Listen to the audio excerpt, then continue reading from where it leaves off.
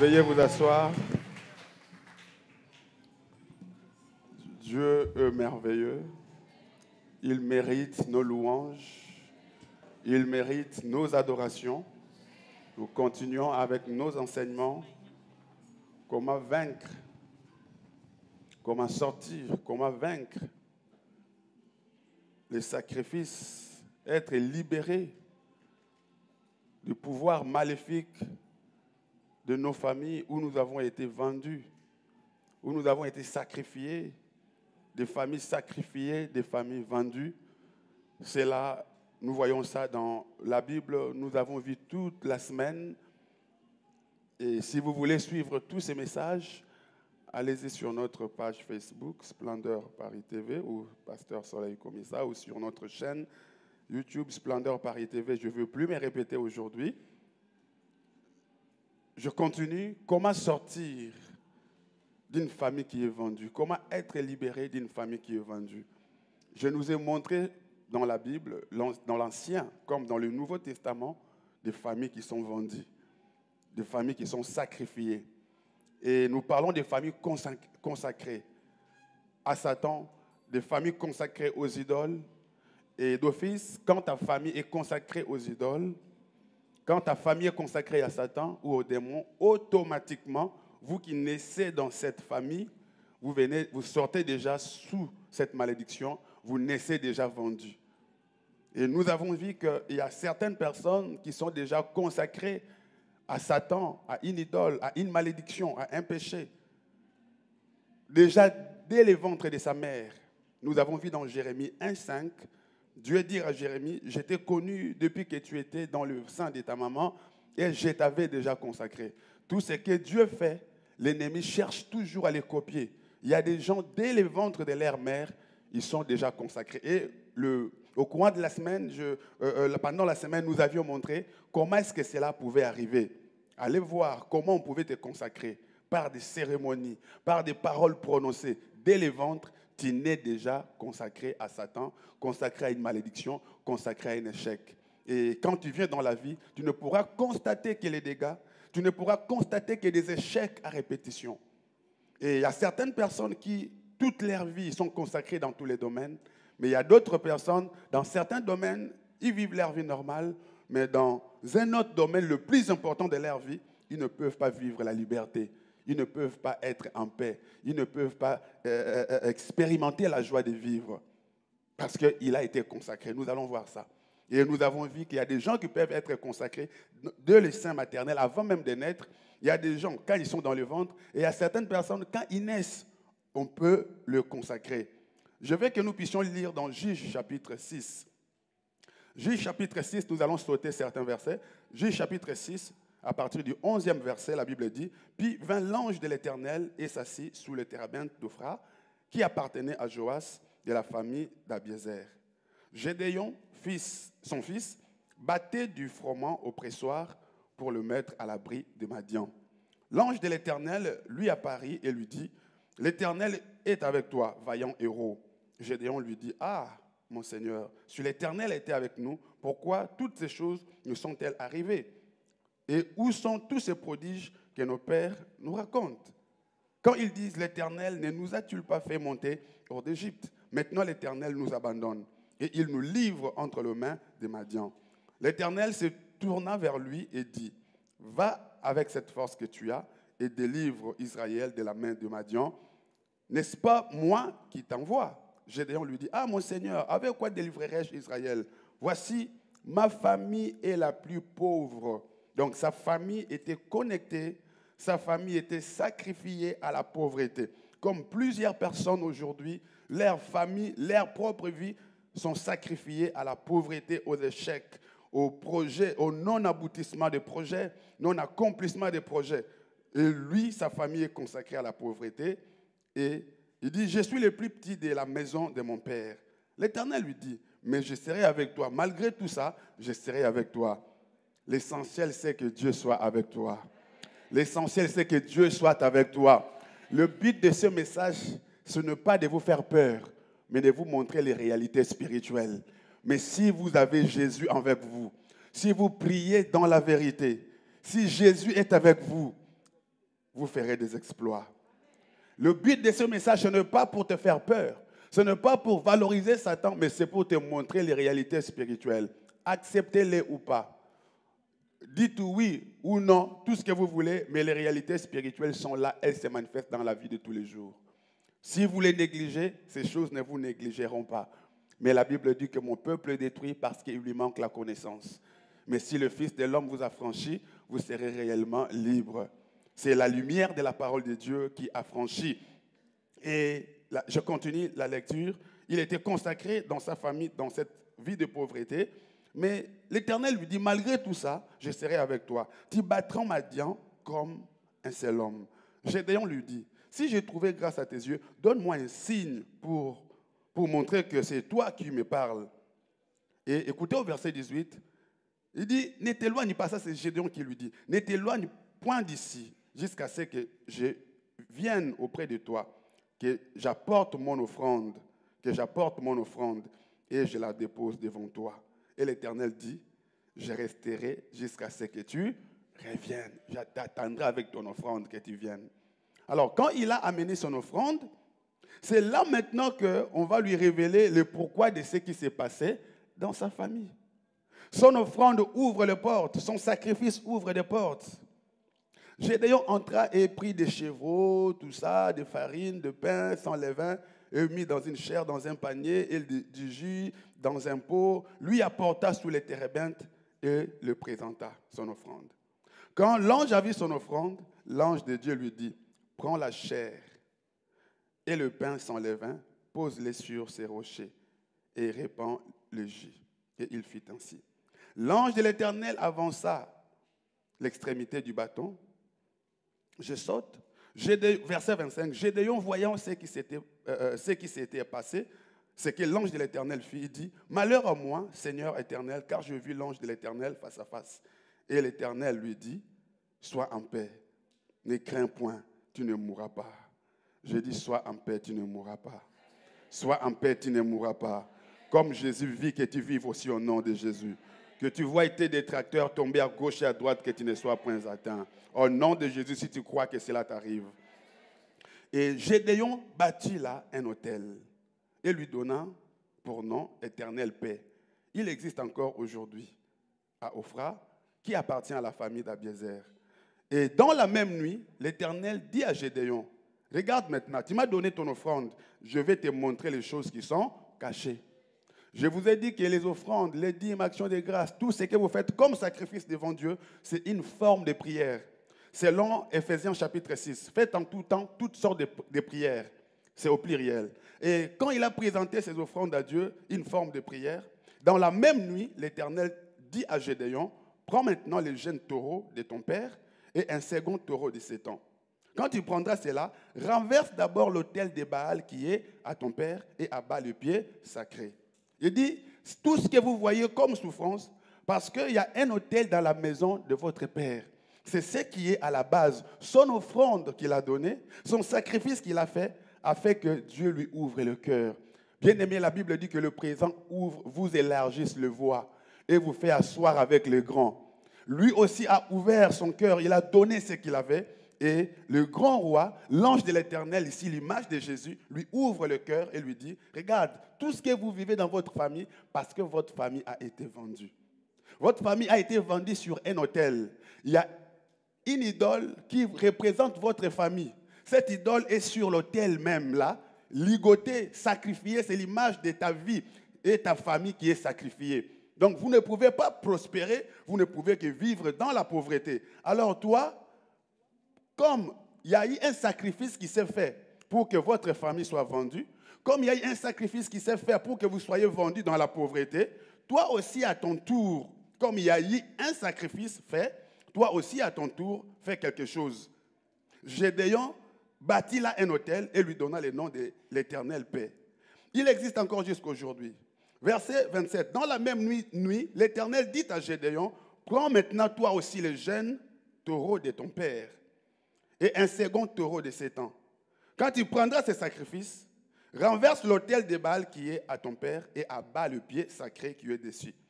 Quand tu vas renverser l'autel qui est à ton père, quand tu vas renverser l'autel existant, quand il va renverser la malédiction qui existe, quand il va renverser les sacrifices qui a été fait, quand tu vas le détruire, c'est après seulement que, verset 26, tu bâtiras ensuite et tu disposeras sur les hauts lieux.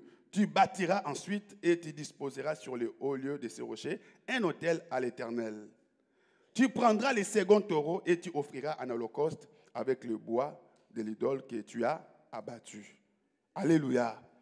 Alléluia. Je prie que Dieu suscite un Gédéon aujourd'hui. Je prie que le Seigneur te suscite dans ta famille. Vous devez comprendre les réalités spirituelles. Nous voyons beaucoup de gens qui s'efforcent à se marier. Il y a beaucoup de gens qui s'efforcent à trouver du travail. Il y a beaucoup de gens qui s'efforcent à être en paix dans leur mariage. Il y a beaucoup de gens qui s'efforcent à être en paix dans leur ministère. Il y a beaucoup de gens qui s'efforcent à réussir. Vous ne pouvez pas réussir. Vous ne pouvez pas bâtir un hôtel. Il y a des gens qui s'efforcent à bâtir des églises. Vous ne pouvez pas bâtir des églises. Il y a des gens qui s'efforcent à commencer des commerces, à chercher des relations. Vous ne pouvez pas d'abord chercher ces choses. Regardez l'état de votre âme. Regardez ce qui se passe dans votre famille. Je dis, votre famille est un écran pour voir ce qui se passe réellement dans votre famille, ce qui se passe réellement dans votre vie. Avant que le Seigneur ne vous révèle des choses, mais avec les yeux physiques, vous voyez des choses qui se répètent à répétition. Non-mariage dans la famille, des divorcés dans la famille, des maladies répétitives dans la famille, des personnes qui répètent les mêmes histoires, qui ne peuvent pas rester avec une femme, qui ne peuvent pas réussir dans la vie, des personnes qui vivent des limitations. C'est quand vous voyez ces choses à répétition dans plusieurs personnes dans votre famille, c'est ce qui montre qu'il y a un problème dans ce domaine. Peut-être que vous excellez dans un domaine, mais il y a un autre domaine où ça ne marche pas. Même si vous vous battez, vous revenez toujours sur la case du départ. Vous revenez toujours à la case de départ. Mais je vois dans la Bible le Seigneur me dire de ne pas seulement réussir dans un domaine, mais de réussir dans tous les domaines de la vie. Je prie et je veux que vous puissiez prospérer à tous égards. Laisse que tu prospères au niveau de ton esprit, au niveau de ton âme, au niveau de ton corps et dans tous les domaines de ta vie, que tu réussisses au nom de Jésus. C'est ça la volonté de Dieu pour toi. Tu réussis la nuit et tu réussis le jour.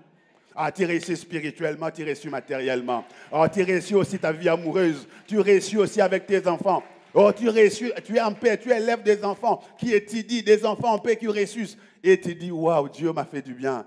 Mais non pas que vous êtes tiraillés à gauche et à droite parce qu'il y a des choses qui vous réclament. Alors, Gédéon croyait que tout ce qui arrivait à sa famille était normal. Tout ce qui vous arrive n'est pas normal.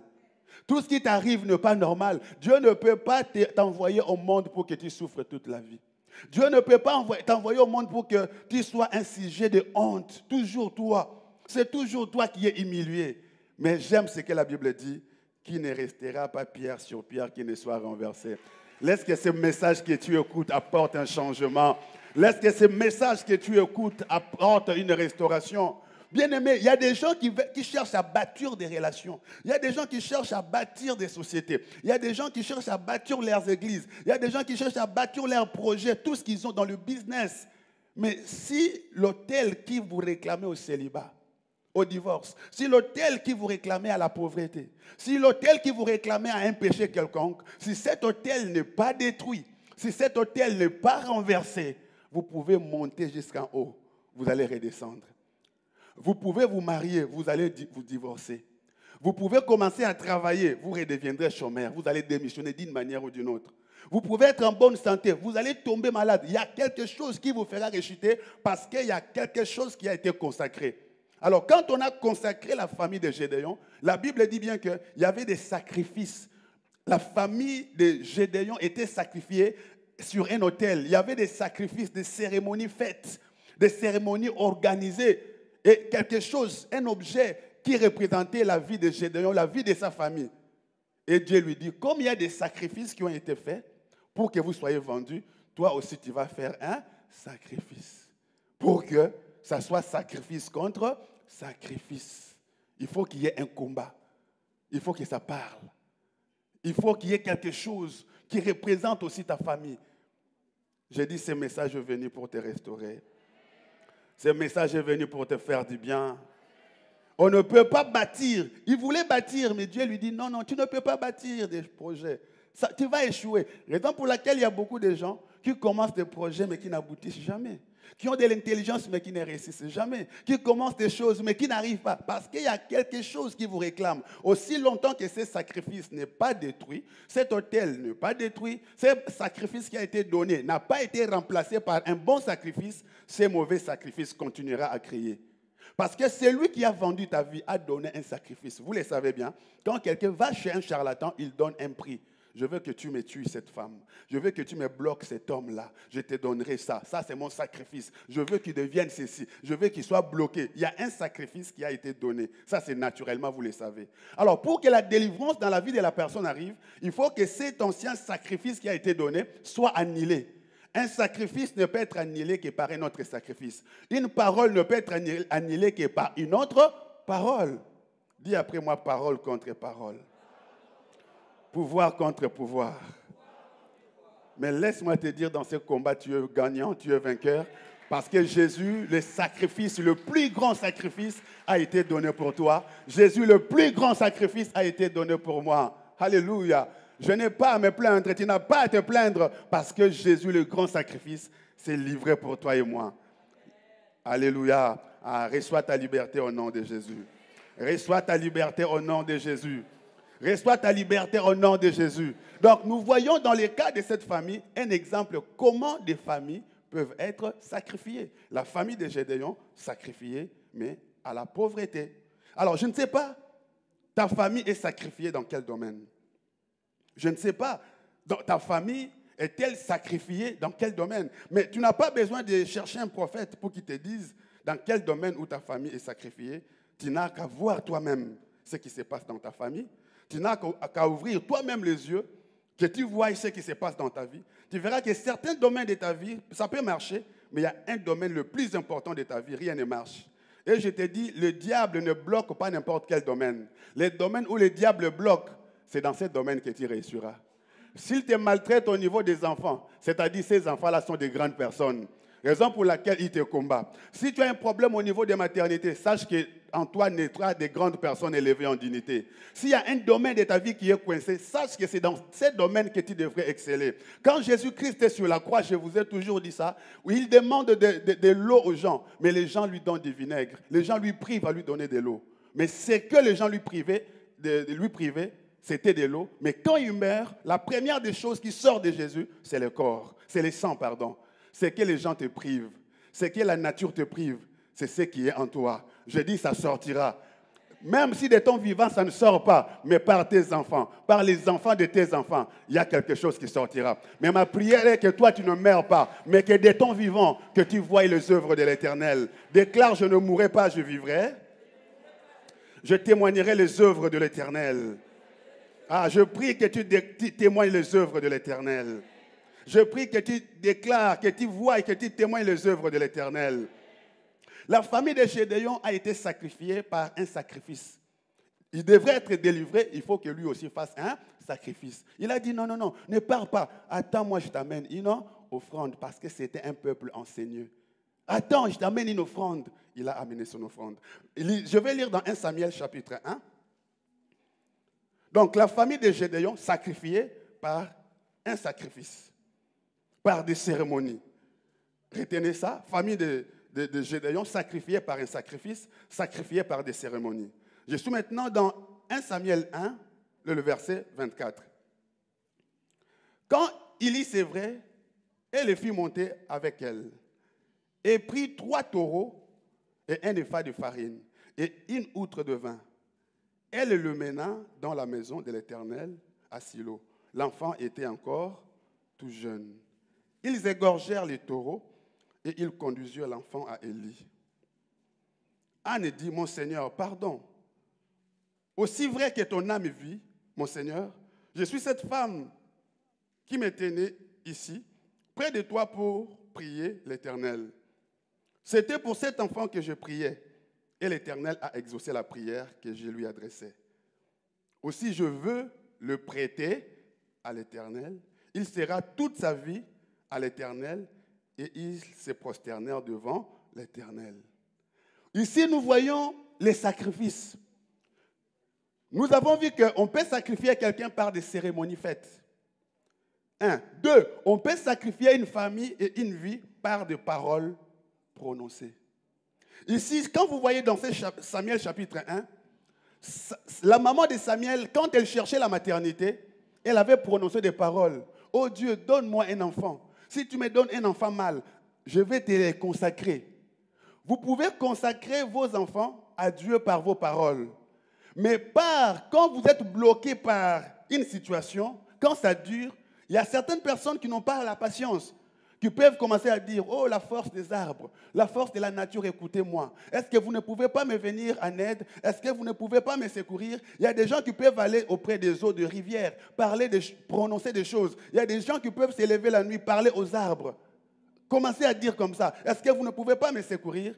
Et il y a plusieurs personnes qui ont vu leur vie être sacrifiée par ce qu'ils ont prononcé. Alors, cet enfant Samuel, avant même de naître, sa maman avait prononcé des paroles pour les sacrifier. Lui, heureusement que c'était dans le bien. Mais combien de parents qui ont eu leurs enfants en allant chez des charlatans, qui ont eu leurs enfants en faisant des choses pas bien, ou qui ont eu leurs enfants avec de mauvaises paroles, des enfants qui naissent déjà sacrifiés sur base de mauvaises paroles. Vous êtes déjà sacrifié. Avant que tu naisses, papa ne voulait pas de ta grossesse. Maman ne voulait pas de ta grossesse. Les gens murmuraient pour ta venue au monde. Ah, mais on n'a pas voulu avoir cet enfant. Comment il est venu? Comment il est venu? En fait, tu viens dans le monde, tu n'es vraiment pas désiré. Tu viens au monde, papa et maman s'est chamaillés. L'ennemi profite souvent dans la vie de ces enfants-là. Et vous allez voir, ces enfants sont souvent des enfants nostalgiques dans la vie. Des enfants un peu timides, nostalgiques, parce que les parents ne voulaient pas leur venir au monde. Parce que lors de sa grossesse, on voulait même l'avorter. Il y avait même des mauvaises paroles qui sont sorties. Et les esprits, le monde des ténèbres écoutent ces paroles et vous verrez que ça sera un enfant malheureux si Jésus ne lui vient pas en aide. Ça sera un enfant sacrifié si les parents ne lui viennent pas en aide. J'ai dit aux parents, faites attention. Ce n'est pas les enfants qui ont cherché à venir au monde. Mais si les enfants viennent au monde, traitez-les bien. Si les enfants viennent au monde, traitez-les bien, parce que les enfants sont innocents. Et quand votre femme est enceinte, ou vous-même vous êtes enceinte, évitez de prononcer des mauvaises paroles. Évitez de prononcer des mauvaises paroles. Par vos mauvaises paroles, vous pouvez vous-même sacrifier votre enfant. Vous pouvez vous-même sacrifier votre avenir, sacrifier votre enfant à cause des mauvaises paroles qui sortent de votre bouche. Parlez toujours du bien de votre bébé. Bénissez toujours cette grossesse. Bénissez toujours cet enfant. Dites, tu es innocent. Je veux que tu sois une personne importante. Je veux que la grâce de Dieu soit sur toi. Que tu réussisses dans ce monde. Et les bonnes paroles que vous dites seront concrétisées dans sa vie. Mais si vous vous plaignez, vous murmurez, ce sont ces mauvaises paroles qui vont sacrifier votre enfant et un enfant qui sera bon à rien. Peut-être que il y a eu des mauvaises paroles prononcées sur vous que vous ne connaissez pas.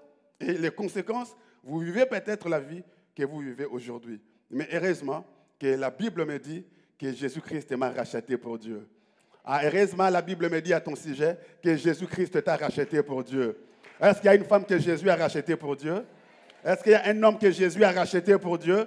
Acclame le Seigneur si tu crois que Jésus-Christ t'a racheté pour Dieu.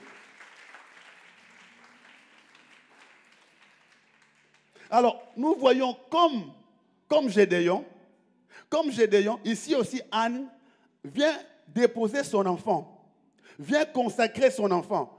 Quand on vient consacrer, elle ne vient pas main vide. Elle amène toujours une offrande. Vous avez lu avec moi, n'est-ce pas? Elle ne vient pas main vide. On ne vient pas consacrer main vide. On consacre toujours avec un sacrifice. Bien-aimé, quand votre vie a été sacrifiée à Satan, il y avait un sacrifice qui était donné. Il y avait une offrande qui était donnée pour que vous soyez sacrifiés. Alors, Anne aussi s'est dit, je vais consacrer mon enfant, mais ça ne sera pas gratuit. Je vais donner de l'offrande pour consacrer. La consécration se fait toujours avec une offrande. Alors, je ne sais pas quel type d'offrande qui a été donnée pour que ta vie soit consacrée. Je ne sais pas quel objet qui te représente dans le monde des ténèbres pour que ta vie soit consacrée à cette maladie, à ce célibat, à ce divorce, à ces malheurs qui t'arrivent. Parce que Gédéon est en train de dire, Dieu l'appelle vaillant héros, Dieu est avec toi. Vous avez lu avec moi, il dit, ah mon Seigneur, si vraiment Dieu est avec nous, pourquoi ces malheurs nous arrivent-ils? Pourquoi tous ces malheurs? Pourquoi ces malheurs? Bien-aimé, une famille sacrifiée ne vit que de malheurs. Un homme sacrifié, une femme sacrifiée ne vit que de malheurs. Il était là en train de piler, en train de moudre. Il souffrait. Il était en train de moudre parce que le Madianite venait pour voler cela. Il était là en train de moudre. Mais pourquoi ces souffrances? Et il dit quelque part que, mais si réellement Dieu est avec nous, pourquoi tous ces malheurs nous arrivent? Mais on nous a même raconté dans la Bible que Dieu opérait des miracles. Mais pourquoi on ne voit pas ces miracles? Bien-aimés, vous pouvez être un peuple de Dieu. Vous pouvez être un enfant de Dieu. Mais si vous n'êtes pas encore délivré, si vous êtes encore sous le poids de votre famille, vous êtes sous la condamnation, sous la servitude de votre famille, avec ta Bible entre tes mains, mais tu vas commencer à souffrir. Avec ta Bible, tu vas commencer à dire comme Gédéon, ah, mais on nous dit que notre Dieu opérait des miracles. Mais pourquoi nous ne voyons rien? Parce que vous êtes encore sous le poids de la servitude. Mais si le Fils de l'homme vous a franchi, vous serez réellement libre. Mais pourquoi ces malheurs? Pourquoi ces problèmes? Mais je prie, non? Mais je jeûne, non? Mais je vais à l'église. Pourquoi il n'y a pas de changement? Que personne ne vienne vous tromper, bien-aimés dans le Seigneur, que le message du combat spirituel n'existe pas. Moi, je suis en train de vous montrer ça bibliquement. Vous voyez dans la Bible que le combat spirituel est là. Mais pourquoi nous souffrons? Mais vous nous dites bien que Dieu est avec nous. Mais pourquoi on ne voit pas les œuvres de Dieu? Quand vous êtes sous le poids des réclamations, quand vous êtes sous le poids de la vente, il faut qu'il y ait un prix qui doit être donné. De même que vous avez été sacrifié, un autre prix doit être donné pour effacer l'ancien sacrifice. Il faut détruire une loi qui est établie pour que vous puissiez bâtir une nouvelle loi. Mais pourquoi ces souffrances? Peut-être toi aussi qui me suis aujourd'hui, tu vis une souffrance. Donc on peut consacrer la vie de la personne par un sacrifice donné, qu'on a donné. On peut sacrifier ta vie par des paroles prononcées, des mauvaises paroles prononcées sur toi. Raison pour laquelle même si ton ex ou ton partenaire ou quelqu'un prononce des mauvaises paroles sur toi, il faut l'annuler tout de suite. Dis après moi, réponse armée immédiate. Quand quelqu'un te dit mal, il te parle de mauvaises choses, il faut l'annuler tout de suite. Quand quelqu'un prononce des mauvaises paroles, il faut l'annuler tout de suite. Et quand tu pries, il faut toujours prier, même ceux qui méditent du mal pour moi, que leur dessein, que leur pensée ne se concrétise pas. Tu dois le savoir, il y a des gens qui veulent ton échec. Pourquoi lui réussit? Tu dois savoir que ta réussite fera toujours la douleur des autres personnes. Est-ce que tu sais que même du fait que tu sois beau ou belle, fait des fois mal à certaines personnes? Tu sais que ça dérange certaines personnes. Du fait seulement que tu t'habilles bien. Du fait seulement que tu as reçu ton titre de séjour. Du fait seulement que tes enfants étudient. Du fait que tu réussis dans tes études. Il y a des gens qui sont jaloux de ta réussite. Alors, dans tes prières, tu dois commencer à dire Dieu n'écoute pas leurs pensées. Dieu n'obéit pas à leurs pensées. Même la nature n'obéissait pas à leurs pensées. Annulez toutes les mauvaises pensées. Rendez nul le sens de faire tous ceux qui pensent et qui méditent du mal contre vous. Que vous les sachiez ou pas. Que cela vous arrive au nom de Jésus. Et que vous continuez toujours à monter. Que vous continuez toujours à monter. Et que Dieu fasse de vos ennemis votre marchepied. Que Dieu fasse de vos ennemis votre marchepied. Que vous puissiez continuer à exceller dans tous les domaines. Anne savait cela. Anne aussi, pour consacrer son fils, a amené son offrande. Moi, j'ai été consacré à Lyon. J'ai prêché depuis le pays. J'ai servi Dieu depuis le pays. Mais quand j'ai voulu commencer l'église à Lyon, j'ai été consacré. Tous les pasteurs de Lyon sont venus. Papa Maïe, Mathieu Kaye, que plusieurs connaissent. L'apôtre Mathieu Kaye, c'est lui qui m'a consacré. Et quand il m'a consacré, moi, je ne savais pas qu'il fallait que je lui donne quelque chose. Il y a un pasteur qui m'aime bien, qui m'aime beaucoup, que j'aime aussi, le pasteur Hubert, qui est à Lyon, qui est venu me dire, tu dois vêtir cet homme-là. Je dis, ah, pourquoi je dois le vêtir? Il dit, tu ne comprendras pas, fais ce que je te dis.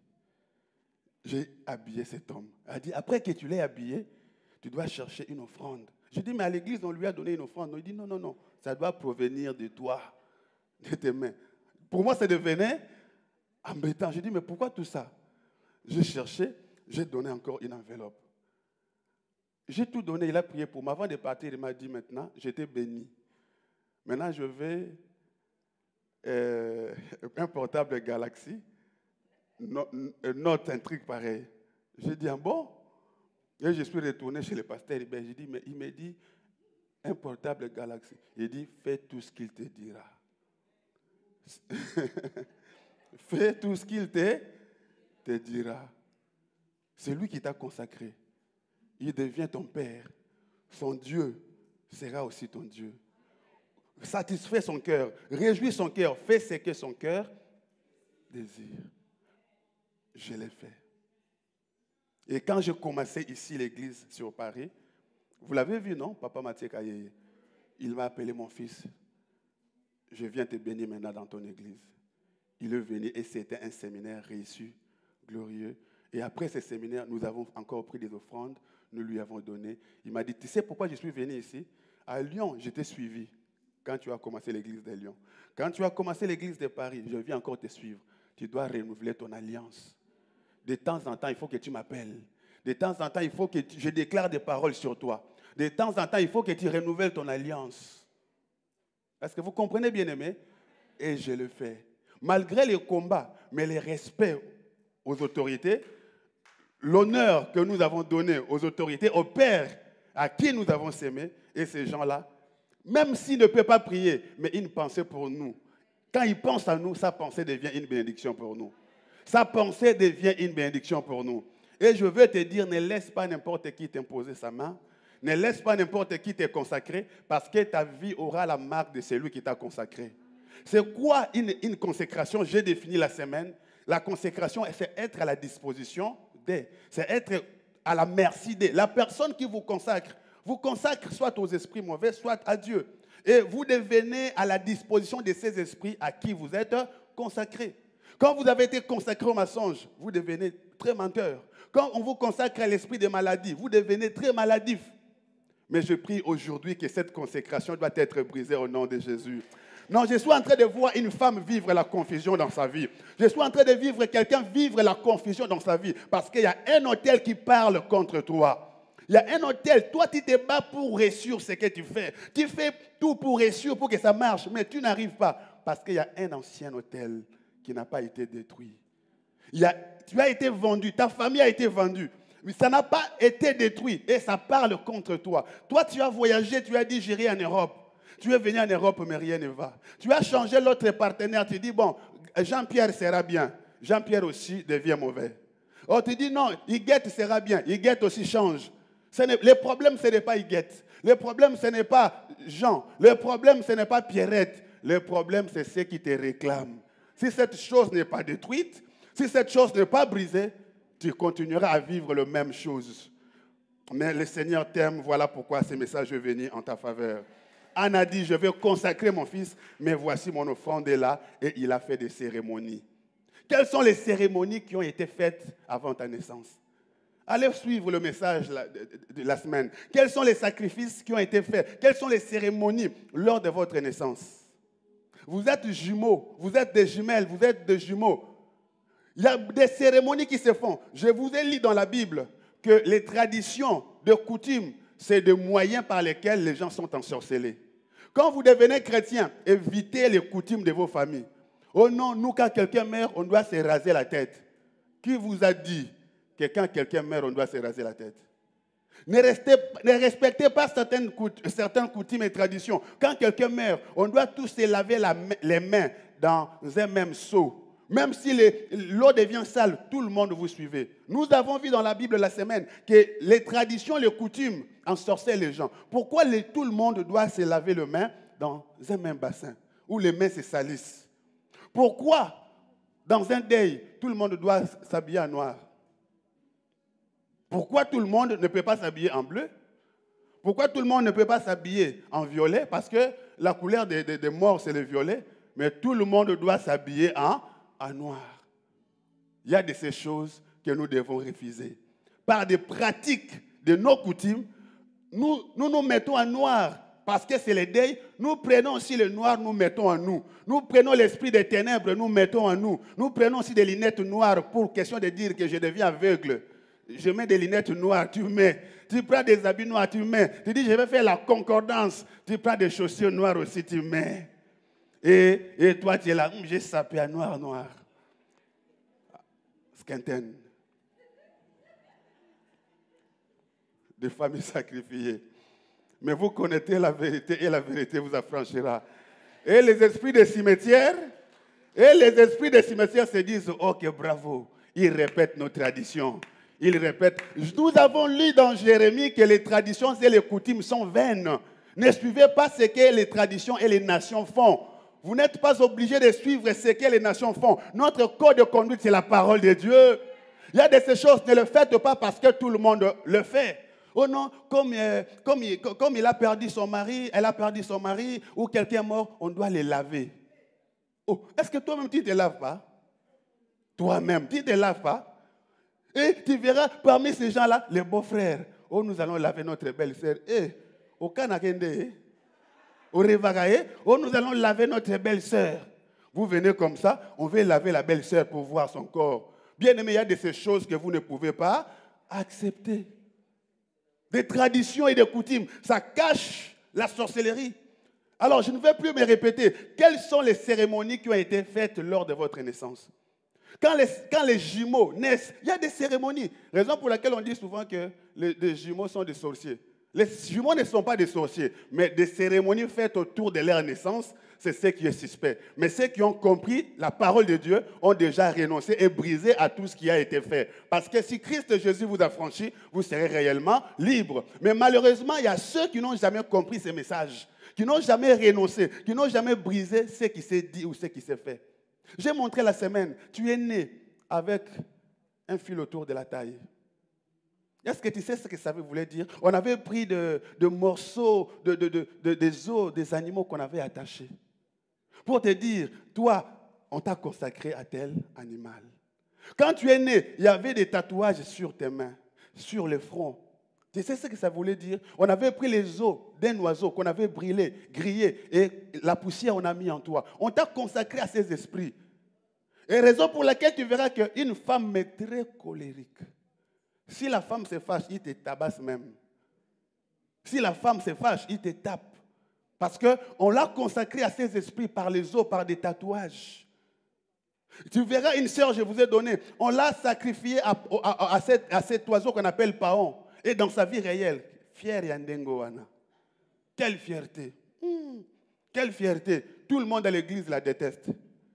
Mais pasteur, pourquoi je vis? Pourquoi tout le monde me déteste? Je dis, parle-moi de ta famille. Il dit, on m'a consacré à un oiseau qui s'appelle paon. Ma mère m'a dit, tu seras comme cet oiseau.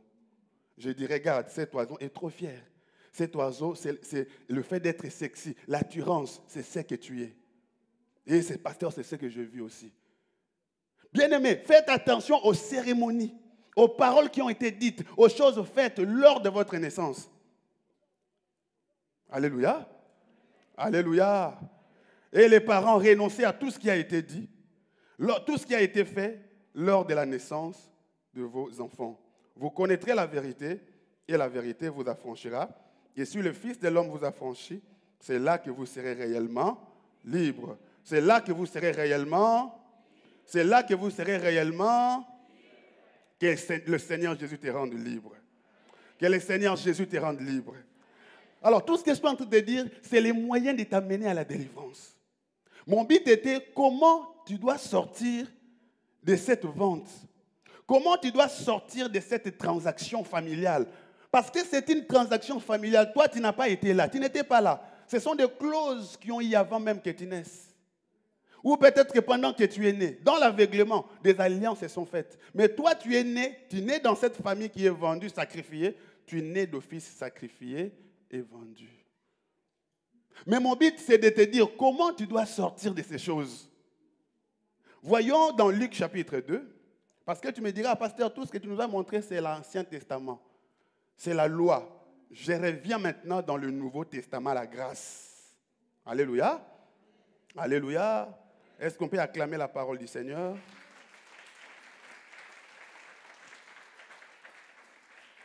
Luc chapitre 2, à partir du verset 21, et je descends. Le 8e jour auquel l'enfant devrait être circoncis, étant arrivé, on lui donna le nom de Jésus. Le nom qu'avait indiqué l'ange avant qu'il fût conçu dans les seins de sa mère. Jésus va naître, mais même le nom a déjà été programmé avant.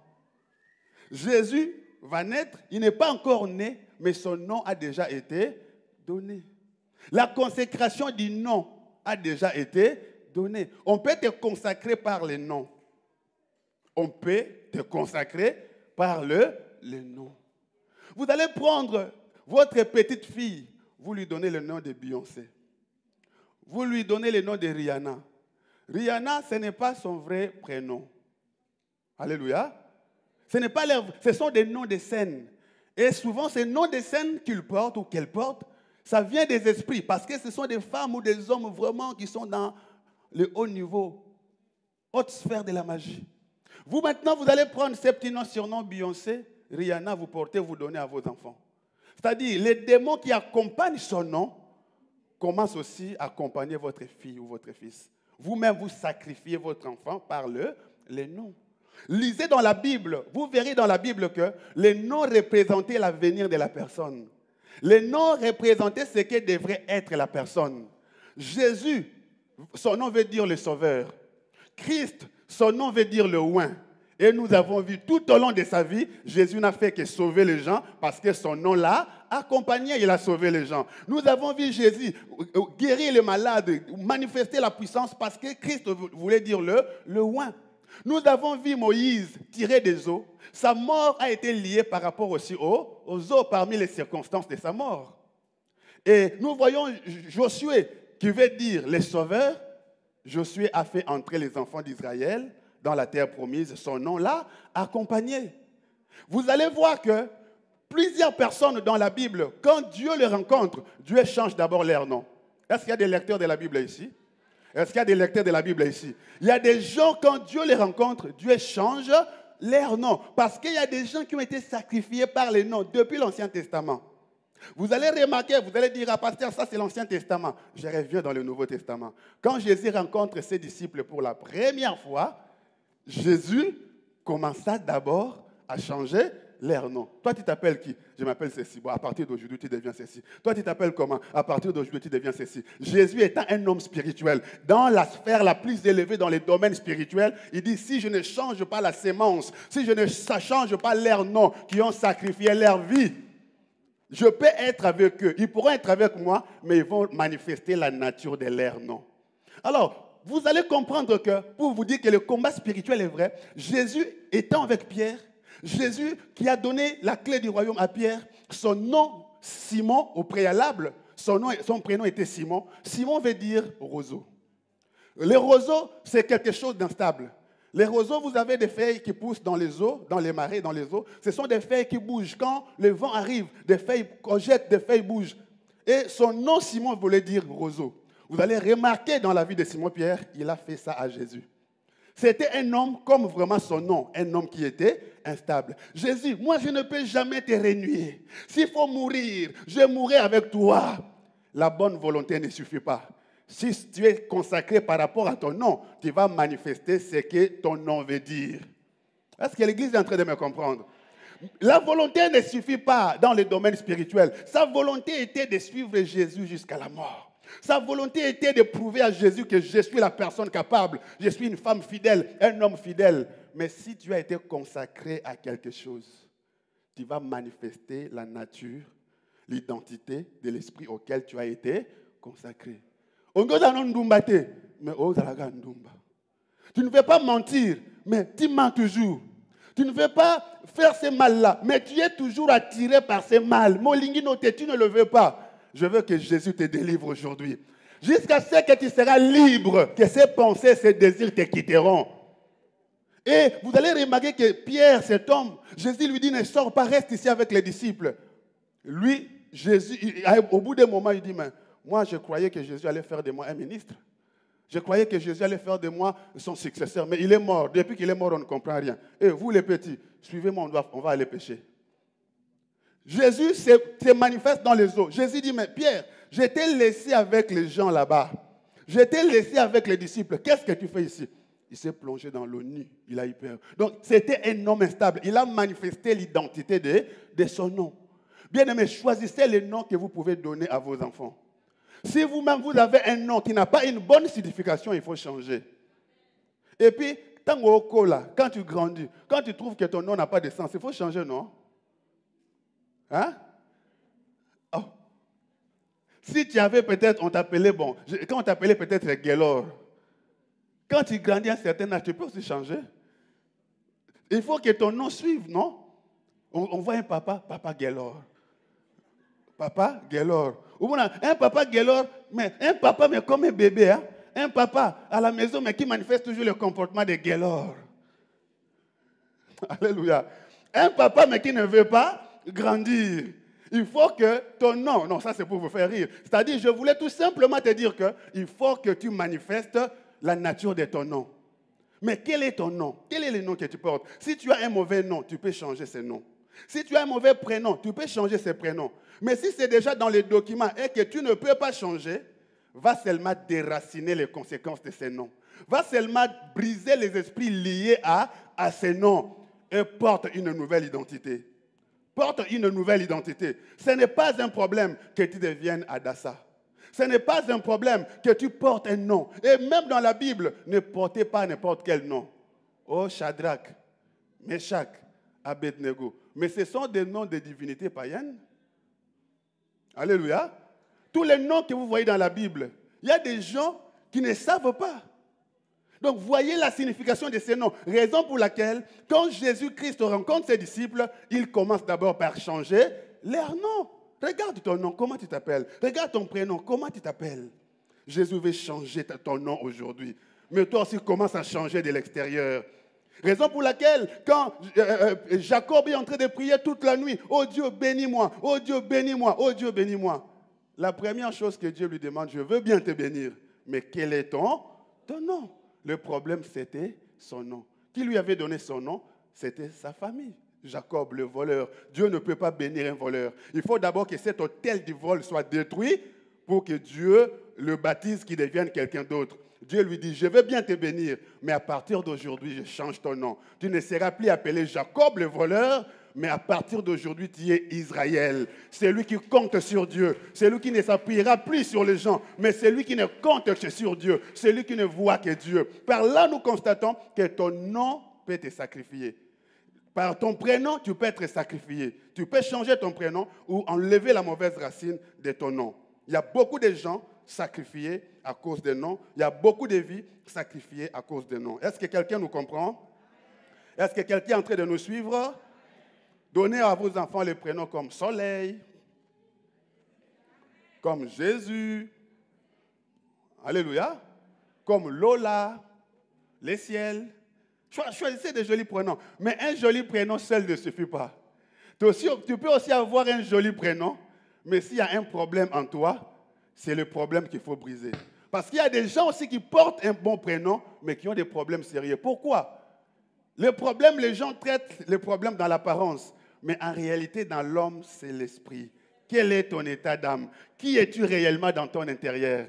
Mais vous connaîtrez la vérité et la vérité vous affranchira. Ah, si le Fils de l'homme vous affranchit, vous serez réellement libre. Aujourd'hui, je vous appellerai d'un nom nouveau. Aujourd'hui, on t'appellera d'un nom nouveau. Aujourd'hui, on t'appellera d'un nom nouveau. Et sur ton front, il y a un nouveau nom qui est marqué. Sur ta cuisse, il y a un nouveau nom qui est marqué là.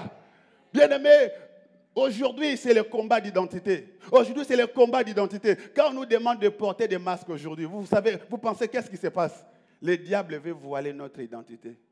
Tu peux connaître la personne, mais quand la personne a un masque, la personne a un chapeau, maman boko lekana, papa boko lekana, tu passes, lui, elle aussi passe. En fait, le but du diable en ces temps de la fin, c'est de cacher notre identité. Dis, mon identité ne sera pas cachée. Dis, mon identité ne sera pas cachée. Peut-être que vous prenez ça comme de la blague, mais ce sont des réalités spirituelles. On nous cache le nez, on nous cache la bouche, on nous cache notre identité, qu'on ne soit plus compris. Le monde doit nous comprendre. Le monde doit découvrir que nous sommes des chrétiens. Vers les temps de la fin, on veut cacher notre identité sous les masques. Ce sont des actes spirituels. Ce sont des actes. Dis, je mets les masques, mais mon identité ne sera pas cachée. Mon identité ne sera pas annihilée. Il faut que les gens me connaissent. Il faut que je reste moi. Je ne sais pas qu'est-ce qu'ils ont mis dans ces masques pour nous cacher. Mais le monde attend avec un ardent désir la manifestation des fils et des filles. Alors, laisse que tu te manifestes au nom de Jésus. Laisse que tu te manifestes au nom de Jésus-Christ de Nazareth. Donc, nous voyons par là que par les noms, tu peux sacrifier ta famille. Par les noms, vous pouvez être sacrifié, mais changer ses noms, changer ses prénoms, mais ça ne suffit pas. Déraciner, prier jusqu'à ce que les esprits liés à ces noms soient loin de vous et soient nuls, eux, sans effet. Alors, écoutez bien ceci.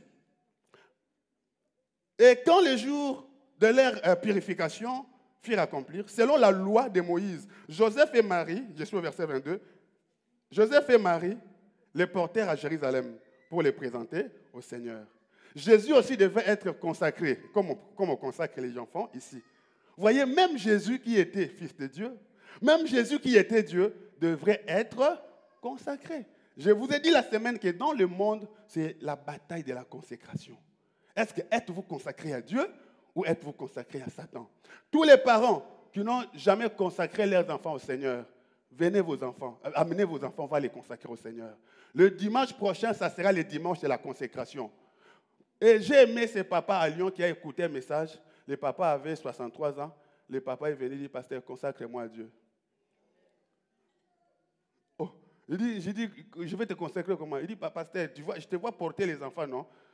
Porte-moi aussi. Présente-moi à Dieu, consacre-moi. Parce que j'ai compris que je n'ai jamais été consacré. Et le papa, je l'ai porté. Hein? J'ai appelé les frères intercesseurs, tenez la tête. Les autres au milieu, les autres aux jambes. Et moi-même, j'ai dit, Seigneur, nous te présentons papa comme un sacrifice vivant et agréable. Et le papa est là aujourd'hui en train de servir Dieu. Ah, nous allons te consacrer, maman. Papa, nous allons te consacrer. Parce que dans la Babykolo, nous allons consacrer. Viens, on va te consacrer. Alléluia. L'humilité précède la gloire. Tu as des charges de ta famille. Tu as des charges de ton passé. Le corps est lourd. Tu ne veux pas décoller. Maintenant, tu vas décoller après la consécration. Aujourd'hui, c'est le dimanche de la démolition. Aujourd'hui, nous allons démolir les hôtels qui te réclament. Par les noms, nous allons démolir. Et au courant de la semaine et le dimanche, nous allons procéder à la consécration. On ne peut pas consacrer si on n'a pas démoli. Dieu a dit à ces garçons, Jérémie, je t'ai choisi pour que tu arraches, pour que tu abattes, pour que tu détruises. Et après, tu pourras rebâtir. Tu ne peux pas bâtir, tu ne peux pas réussir si tu n'as pas détruit. Aujourd'hui, nous allons détruire. Aujourd'hui, nous allons détruire. Qui croit à la puissance de la parole de Dieu? Qui croit à la puissance de la parole de Dieu? Mais Jésus aussi consacré, suivant ce qui est écrit dans la loi, que tout mâle premier-né sera consacré au Seigneur. Jésus, fils de Dieu, Jésus, Dieu, mais le verset 24, on amène aussi des sacrifices, et pour offrir en sacrifice, on amène des tourterelles et 2 jeunes pigeons, comme cela est prescrit dans la loi du Seigneur. Dans le Nouveau Testament, Jésus, le Fils de Dieu, on va aussi les consacrer en faisant des cérémonies. Parmi ces cérémonies, on amène des offrandes, des sacrifices. Vous voyez que pour consacrer toujours, il y a des offrandes qui se donnent pour être consacrés dans le bien pour le Seigneur. De même aussi dans le monde des ténèbres, pour se consacrer, pour qu'on te consacre, il y a eu des sacrifices qui ont été faits. Donc chaque consécration, est-ce que l'Église est avec moi? Est-ce que vous avez pu remarquer que chaque consécration est accompagnée d'une offrande?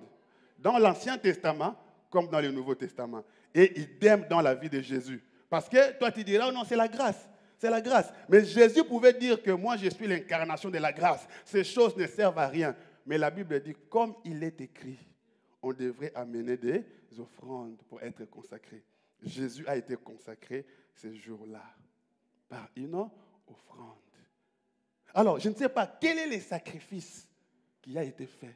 Aussi longtemps que ce sacrifice ne sera pas détruit, aussi longtemps que cette offrande qui te représente ne sera pas détruite, tu continueras à vivre la même situation. Parce que l'offrande, comme nos vies sont sacrifiées par une offrande maléfique, nos vies ont été consacrées par une offrande maléfique qui représentait cet objet qui était sur l'autel dans la maison de Baal, dans la maison du papa de Gédéon. Dieu lui dit, tu vas aller d'abord enlever ces sacrifices. Tu dois détruire ces sacrifices. Après, tu viendras donner ton sacrifice. Tu as été vendu, livré par un acte. Tu dois poser aussi un acte.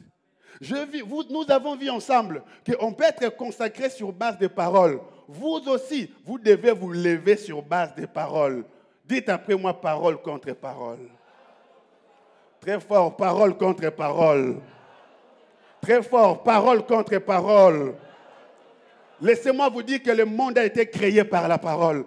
Et la parole de Dieu garde son pouvoir créateur. La parole de Dieu garde sa puissance créatrice. Même si la personne qui a parlé du mal sur ta famille est morte. Mais si toi tu connais la parole, tu te lèves aujourd'hui. En vertu de la parole de Dieu. Il est écrit que si je suis en Christ Jésus, je suis devenu une nouvelle création. Les choses anciennes sont passées et toutes choses sont devenues nouvelles. Vous accompagnez cela par des prières, par des jeûnes, par des offrandes, par des sacrifices. Même si cet esprit auquel vous avez été consacré est mort. Même si c'est un esprit vieux, même si c'est une personne déjà morte, mais les paroles que vous allez prononcer vous fera quitter cette malédiction. Les paroles que vous prononcez vous fera quitter cette malédiction. Pendant que je parle, tu as bouffé l'argent de ton ex-partenaire. Tu étais en alliance avec ton ex-partenaire. Il a prononcé des mauvaises paroles sur toi. Et partout tu vas, tu es rejeté, rien ne va. Je prie que le Seigneur te purifie aujourd'hui. Ce sont des paroles qui ont été prononcées sur toi. Ce sont des paroles qui ont été prononcées sur toi. Je suis en train de voir, tu as fait du mal à quelqu'un et on t'a maudit que tu ne pourras pas mettre au monde, que tu ne pourras pas être stable dans ta vie amoureuse. Mais je prie que la puissance de Dieu te libère aujourd'hui. Je prie que la puissance de Dieu te libère aujourd'hui. Je prie que la parole de Dieu te libère aujourd'hui parce que la Bible dit qu'il envoya sa parole et sa parole le guérit. Il envoya sa parole et sa parole le... Et sa parole le... Laisse que cette parole te guérisse au nom de Jésus. Laisse que cette parole te fasse du bien au nom de Jésus. Laisse que cette parole te guérisse au nom de Jésus. Laisse que cette parole te fasse du bien au nom de Jésus. Parce que l'impossible n'est pas Jésus-Christ de Nazareth. L'impossible n'est pas Jésus-Christ de Nazareth. Je suis dans Lévitique chapitre 27 et le verset 28. Lévitique chapitre 27 et le verset 28. Tout ce qu'un homme dévouera par interdit à l'Éternel, dans ce qui lui appartient, ne pourra ni se vendre, ni se racheter. Que ce soit une personne ou un animal, ou un champ de sa propriété, tout ce qui sera dévoué par interdit sera entièrement consacré à l'Éternel. Tout ce qui est consacré ne peut s'acheter et ne peut se vendre. Or, quand je vais dans le livre d'Apocalypse, je vois dans Apocalypse chapitre 13, que là où l'Antichrist était sorti, là où l'Antichrist agissait, qu'est-ce que la Bible dit? On ne pouvait ni acheter, ni vendre. 600, la marque de 666. C'est-à-dire quoi, bien-aimé? Il y a des gens qui ont la marque de 666, mais de façon spirituelle. C'est-à-dire que vous avez la marque du diable sur vous. Dans votre vie, on ne peut pas vous acheter, on ne peut pas vous revendre. Laissez-moi vous dire que le diable est rusé. Il y a des gens qui vivent dans des prisons à toit ouvert, comme l'Europe. Prison, mais à toit ouvert. Tu es dans ta voiture, mais tu es prisonnier. Ah, tu es en Europe, mais tu es prisonnier. Tu ne jouis pas du bonheur de l'Europe. Tu es marié, mais tu ne jouis pas du bonheur de ton mariage. Tu travailles, mais tu es toujours prisonnier. Tu souffres, mais tu ne jouis pas du fruit de ton travail. Prisonnier à ciel ouvert. Il faut que ces choses cessent. Il faut que tu travailles et que tu jouisses du fruit de ton travail. Il faut que tu sois marié, tu sois heureux dans ton mariage. Il faut que tu vives longtemps. Je dis loin de toi la mort précoce au nom de Jésus. Je dis loin de toi la mort précoce au nom de Jésus. Quand vous êtes sacrifié à Satan, on ne va ni vous acheter, ni vous vendre. C'est-à-dire, vous êtes barricadé, vous êtes blindé, rien ne peut aller. Beaucoup d'études, pas un bon travail. Un bon travail, pas une bonne rémunération. Vous vivez, vous avez tout pour réussir, mais on ne peut pas entrer dans votre vie et on ne peut pas sortir de votre vie. En fait, votre vie ne sert à rien. Celui qui était consacré, on ne pouvait ni l'acheter, ni le vendre. Même ses biens, oh moi je vends, mais les gens n'achètent pas. Mais si toi tu es sacrifié, bilo ne peut pas son baptême, oh tout là, bilo ronayo, tu tout là. Avec tes objets là, ça n'avance pas. C'est-à-dire, quand toi tu es sacrifié, tout ce qui t'appartient aussi est sacrifié. Oh non, mais j'ai de belles filles, pourquoi il n'y a pas d'hommes? J'ai de beaux garçons, pourquoi pas de femmes? Maman, si tu es sacrifié, tu donneras naissance aux personnes qui sont sacrifiées. Malgré leur beauté, mais personne ne pourra les acheter. Raison pour laquelle tu verras une fille moche selon toi, un homme moche, un homme vilain selon toi, de l'autre côté, mais qui est reçu. Tu vas t'étonner, il n'a pas de diplôme que toi, mais parce que lui est libre spirituellement. Parce que lui est libre spirituellement, il prospère. Mais toi, avec ta beauté, toi, avec tes atouts, comme cette sœur m'a dit, pasteur, nana bolingwa réserve. Si on a autant de choses, pasteur, j'en ai en réserve l'amour. Mais où est le preneur, pasteur?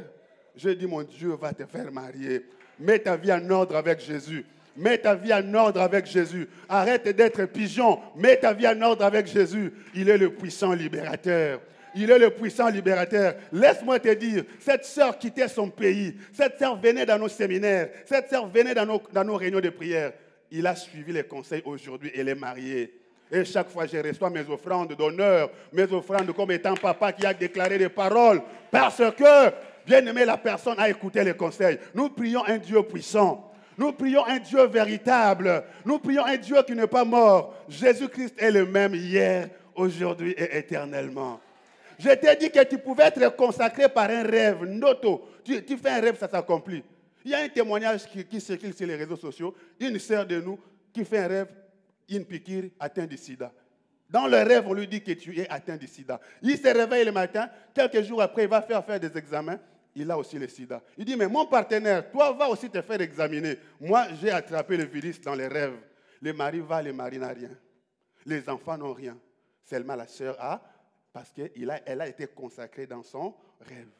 Tout mariage nocturne que tu rêves, ce mariage doit se briser. Le mariage ne doit pas seulement venir dans les rêves. Le mariage, tu dois le vivre dans la vie réelle. Oh, je suis en train de me marier la nuit. Avec qui es-tu en train de te marier? On est en train de te consacrer à un esprit de zoo. On est en train de te mettre une alliance. Chaque fois, une alliance. Chaque fois, tu te vois dans des fêtes. Chaque fois, tu es là en train de te réjouir. Tu es là en train de fêter. Bien-aimé, le temps de la libération est arrivé. Le temps de la gloire est arrivé. Le temps de la puissance de Dieu est arrivé. Je ne sais pas qui t'a consacré, mon frère. Je ne sais pas qui t'a consacré. BMW, DG, on va réduire mon onction. DG 761 KD. Allez enlever la voiture si vous êtes là.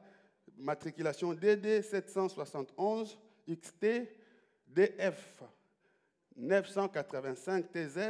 Allez aussi enlever. DM 846 PD. Allez-y enlever votre voiture si vous êtes là, s'il vous plaît. Voilà, vous avez compris. J'étais en train de dire que le Seigneur veut te libérer. J'étais en train de dire que vous connaîtrez la vérité et la vérité vous affranchira. On peut vous consacrer la nuit parce que vous mangez. Chaque nuit, vous ne faites que des rêves en train de manger. Les rêves de manger ne doivent pas être continuels. Vous faites des rêves qu'en train de boire la nuit. Ça doit s'arrêter. On peut vous consacrer. Le monde, Adam et Ève ont été consacrés au mal par les manger. Jésus-Christ voulait être consacré dans le mal par le manger. Le premier Adam a accepté, mais le second Adam, Jésus, a refusé de manger. Nous sommes les représentants, l'image du second Adam qui est Jésus. Nous devons refuser de manger. Nous ne devons pas devenir des sorciers la nuit en mangeant la nourriture nocturne. Je prie, toi qui as déjà mangé, que cette nourriture soit nulle et sans effet. Toi à qui on a fait boire, que ce qu'on t'a fait boire soit nul et sans effet. Toi qui as été accouplé qui s'accouple avec un homme ou une femme dans tes rêves, que cela s'arrête au nom de Jésus. Si c'est un oncle, si c'est un cousin, si c'est un frère, un ami proche qui prend le visage de quelqu'un d'autre, que le feu de l'Éternel les localise. Et quand tu vis ces choses, quand tu traverses ces choses, en étant marié, tu ne seras jamais heureux ou tu ne seras jamais heureuse. Tu n'auras jamais la paix du cœur. Il y aura un problème de maternité, il y aura des problèmes de stérilité, il y aura des problèmes d'instabilité dans ces mariages parce qu'un sacrifice a été donné. Un sacrifice a été donné. Dites après moi sacrifice contre sacrifice. Dites après moi parole contre parole. Dites je déclare au nom de Jésus que ma vie ne doit plus être barricadée. Ma vie ne doit plus être enfermée. Parce que personne ne pouvait acheter, personne ne pouvait vendre tout ce qui était consacré. Personne. Oh, je suis une belle femme, personne ne te regardera. Oh, je suis un bel homme, personne. Au fait, le bien ne peut pas rester en toi parce que personne ne peut acheter ni vendre. Raison pour laquelle vous allez voir que Jean, chapitre 5, Jean pleurait. Pourquoi Jean pleure? Parce qu'il n'y a personne dans les cieux, ni sur la terre, ni sous la terre, capable d'ouvrir les livres et d'en rompre les sceaux, les liens des familles. Les livres étaient scellés en dedans et à l'extérieur. Physiquement, rien ne va. Intérieurement aussi, rien ne va. Scellé en dedans et scellé à l'extérieur. Scellé, rien ne va. Mais Jean pleure, mais personne n'est capable. Jean s'est mis à pleurer parce que personne n'était capable d'ouvrir ses livres. Il y a de ces problèmes que vous avez. Papa t'aime, mais papa ne peut rien faire. Maman t'aime, mais maman ne peut rien faire. Parce que c'est un problème spirituel. Les fiancés t'aiment, mais les fiancés ne peuvent rien faire. La fiancée t'aime, mais elle ne peut rien faire. Les gens qui t'entourent ne font que constater comment tu souffres, comment tu vis malheur sur malheur, mais ils ne peuvent rien. Mais je connais un qui peut t'aider. Ce que les médecins n'ont pas pu faire, ce que les avocats n'ont pas pu faire, ce que les pasteurs n'ont pas pu faire, ce que les générations familiales n'ont pas pu faire. Si nos familles nous ont vendus, mais lui ne nous a pas vendus. Lui nous a rachetés pour Dieu. Ah, que Dieu te bénisse, toi qui comprends ces messages. Si ma famille m'a vendu, si ta famille t'a vendu, mais lui ne nous a pas vendus, mais lui nous a rachetés pour Dieu. Je répète, tu n'as pas compris. Jésus t'a racheté pour Dieu. Jésus t'a racheté pour Dieu. Jésus t'a racheté pour Dieu. Est-ce qu'il y a une femme que Jésus a rachetée pour Dieu? Est-ce qu'il y a un homme ici que Jésus-Christ a racheté pour Dieu? Est-ce qu'il y a une femme? Est-ce qu'il y a un homme que Jésus-Christ a racheté pour Dieu ici? Ah, si tu le crois que cela t'arrive au nom de Jésus. Oh, laisse que tu manifestes la nature d'une femme rachetée, que tu manifestes la nature d'un homme racheté. J'en pleurais parce que personne ne pouvait. Bien aimé, il y a de ces choses, il n'y a que Dieu qui peut le faire. Pourquoi Dieu seul peut le faire? Pour que personne ne dise que c'est moi qui ai fait. Tous les pistons de ta vie, des fois, ne marchent pas pour que les gens ne s'en félicitent pas. Ah, c'est grâce à moi, c'est grâce à moi. Dieu veut que vous ayez lié. Même sur un arbre, même sur un mur, même sans piston, même sans connexion. Mais Dieu t'élève du néant, il t'élève. De nulle part, il t'amène quelque part. Le Dieu des œuvres achevées. Oh, Jésus-Christ de Nazareth. Jean pleurait, il n'y avait personne. Ma soeur, tu es seule en Europe. Mon frère, tu es seul en Europe. Tu as beaucoup de rejets, beaucoup de déceptions, beaucoup de mauvaises choses. Jusqu'à telle enseigne que les gens commencent à croire que toi, tu es sorcier. Tu n'es pas sorcier, mais on commence à t'attraper sorcier à cause de la succession des malheurs. Mais je dis que mon Rédempteur est vivant. Je déclare que ton Rédempteur est vivant. Je suis en train de voir la montre dans mes yeux. Pendant que je parle, je suis en train de voir la montre. Commence à taper ta main, dis dans pas longtemps. Commence à faire ça dans pas longtemps. Est-ce que tu peux faire ça? Que Dieu bénisse ton obéissance. Ah, dis dans pas longtemps. Dis dans pas longtemps. Dis dans pas longtemps. Le monde va me donner raison. Dans pas longtemps, les gens vont me donner raison. Dans pas longtemps, la société va me donner raison. Dans pas longtemps, le monde va me donner raison. Parce que Dieu m'a justifié. Je vais dire à un homme qu'on a condamné. Je vais dire à une femme qu'on a condamnée. Ferme ta bouche, ton Dieu va te justifier. Je vais dire à une femme qu'on a condamnée. Je vais dire à une femme qu'on a détruite. Je vais dire à un homme qu'on a exposé. Tais-toi, Dieu va s'élever. Il est le Dieu des orphelins, le Dieu des veuves, le Dieu des femmes seules, le Dieu des femmes seules, le Dieu des abandonnés, le Dieu des délaissés. Ce Dieu ne t'a pas oublié. Moi, pasteur, je peux t'oublier. Moi, pasteur, je peux te froisser. Moi, pasteur, je peux mal te parler. Mais Jésus ne te parlera pas du mal. Jésus ne t'exposera pas. Jésus te protégera. J'en pleurais de ce que personne n'était capable. Mais laisse-moi te dire, si les anciens étaient incapables, si les vieillards étaient incapables, si les anges étaient incapables, il y en a un qui est plus que les anges. Il y en a un qui s'appelle Jésus-Christ de Nazareth. Son nom est élevé au-dessus de tous les noms. Son nom est élevé au-dessus des totems, au-dessus des coutumes, au-dessus des traditions, au-dessus des lois établies. Il les a brisées sur la croix. Il les a exposées en spectacle sur la croix. Peu importe ce que les gens ont déclaré sur toi. Peu importe ce que les ex-partenaires ont dit sur toi. Peu importe ce que les faux pasteurs ont dit sur toi.